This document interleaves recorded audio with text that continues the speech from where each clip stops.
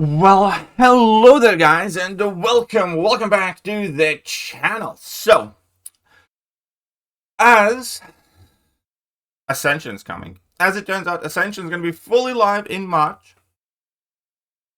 So everything about 7-Star Ascension we know so far put together in one post. I'm not going to read everything word for word, but we can kind of go through on it, and I'm going to give a bit of my commentary. But this is nothing new, nothing revolutionary. However, it is like fairly well put together things, still missing some crucial details, which I'm kind of annoyed by, but that seems to be a trend recently. A few months ago, we announced that the upcoming new feature, 7-Star Ascension. Yes, for starters, let's go 3 ways to get 7-Star Ascended champions on release. Ascension base pool. These champions earned from specific crystals grant these champions as both 7-stars and with their A1 materials in the new reward format called cluster drops. When a new champion is pulled from a cluster drop for the first time, these Ascension materials are consumed automatically and they are ascended to rank 1. So again, from specific crystals, so this is going to be important because there's going to be like basically Ascension 7-star crystals. It's going to be a new way of 7-star. We're going to have base pool 7-star, basic 7-star shards, then we're going to have Ascension 7-star shards, seemingly, where we're going to be forming these crystals and pulling these champions for the first time or repeatedly, and, you know, getting them ascended basically automatically.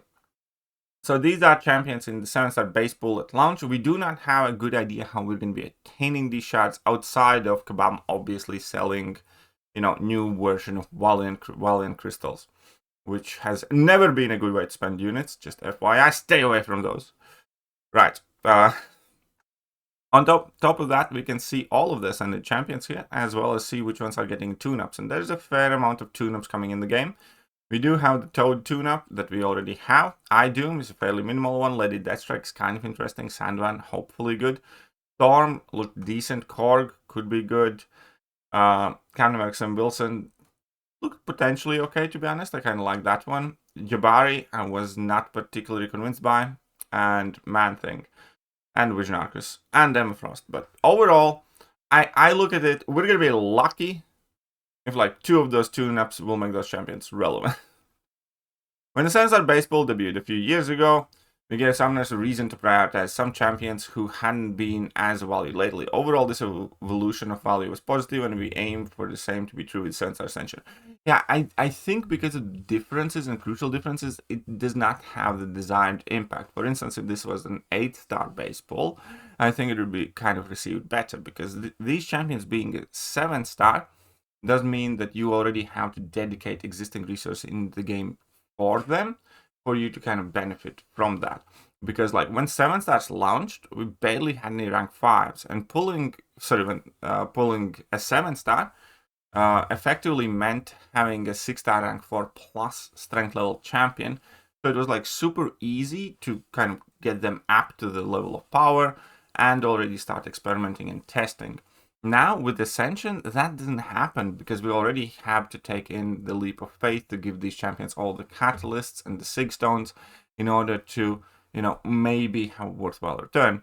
So I kind of understand why they chose the champions they did. I just think they are wrong. I do think they underestimate, you know, people's stinginess and unwillingness to kind of like randomly invest in these champions in hopes that they will be good and useful.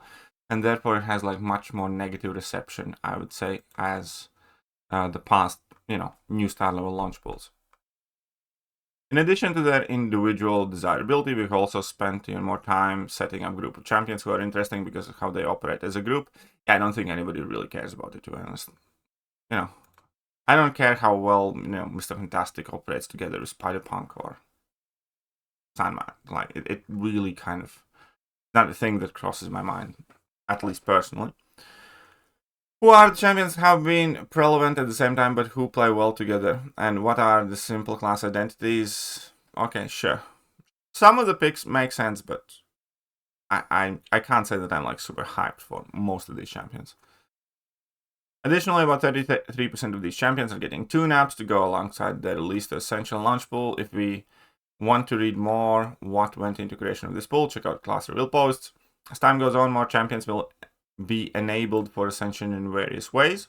We have super duper Ascension box. And this is also going to be kind of crucial thing. We do not have the actual amounts and costs here, which again is kind of like with that Ascension currency. Because we don't have that information, we can't form a solid kind of opinion of it yet.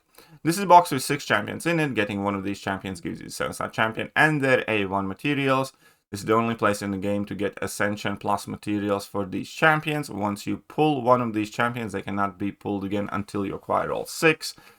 You can only get shards to open this box by getting 7-star duplicates. You get bonus shards for max 6 7-star duplicates, especially from Titan Crystal. But how many? How many shards we need to open the box? How many duplicates we get from each of these sources?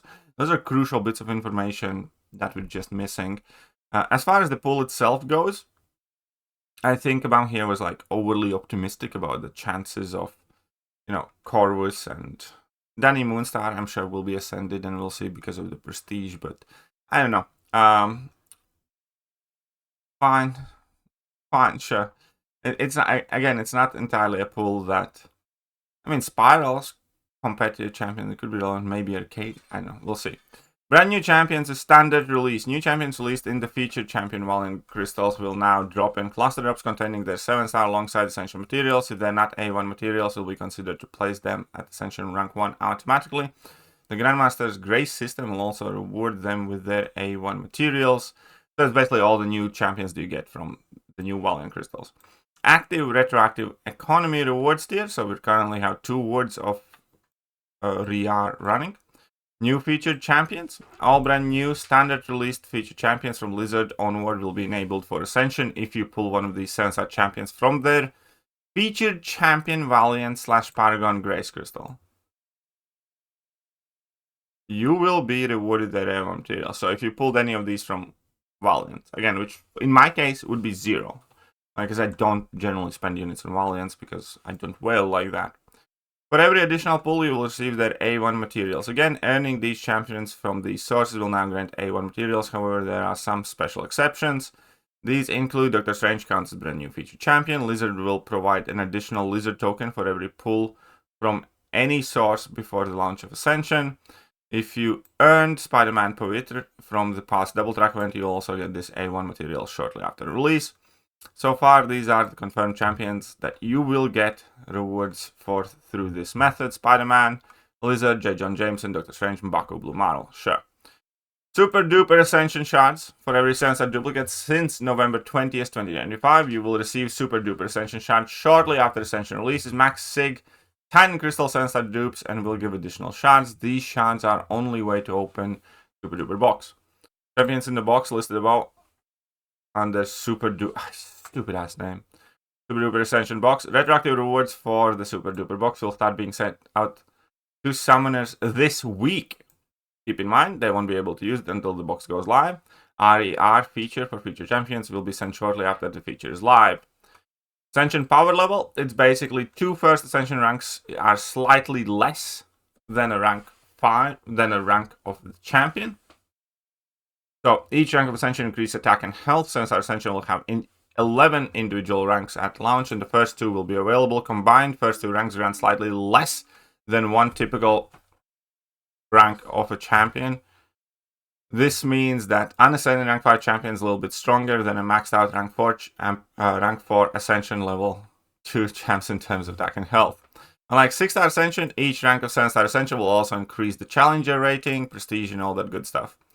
The first 2 ranks Ascension each grant roughly the same 3R as 1 standard Catalyst rank. This means if that same unascended rank 5 champion fights against rank 4 A2 champion, they will be fighting against higher CR, and various combat stats will be diminished as a result. ISO Burst is the new mechanic, so that we're gonna see more and more of. Ascended champions also have access to Might / ISO Burst. Might and ISO Burst increase damage output, but whether or not damage is more than what you get from a rank depends on how you play. Throughout the fight, your Might bar will slowly increase over time, and when maximum threshold is reached, ISO Burst will activate automatically, increasing your damage until the meter runs out.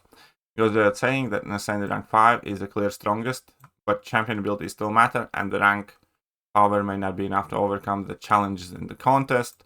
Yeah, Our intention is for rank 5 and rank 6 champions to be competitive for foreseeable future, even if that specific champion does not yet have access to Ascension. On the flip side, sending champions who aren't at the current max available rank can keep them competitive against higher ranked champions. We hope this helps clarify everything going on with 7-star Ascension. 7-star Ascension is launching in March. The one thing that I will say, potentially the good thing initially, because I'm still fairly skeptical about this whole Ascension thing, because there's like 89 million ways to the sun how Kabam can screw us over with this new mechanic. But the one seemingly reasonably good thing is that, yeah, because initially you were going to be able to kind of like diversify rank 5 level champions, because, you know, right now people are getting their first rank 5s, and for instance in game modes like Battlegrounds, you know, it's just insta-banned. And if that rank 5, for instance, is not compatible with Coliseum, you don't get to use it there. If that rank 5 is not good for Alliance War, you don't get to use him there. Or if it's on the ban list, you don't get to use it. And it always sucks when you bring up a new champion and you don't get to use that champion much. But when you combine, you know, ascended champions with rank 5s, you're going to kind of have a quicker vertical expansion of the roster. And that will give you more opportunities to play with your rank 5s and ascended champions, because they will kind of work in combination. Because you don't have to rank 5 the champion that you ascend. It initially would probably be wise to do the opposite, to rank 5 some of your champions and then ascend some of your rank 4 champions. At least that's the way I'm looking at it so far. Let me know what you think, and I'll catch you guys soon. Bye-bye. Hello there guys, and welcome back to the channel. So we have all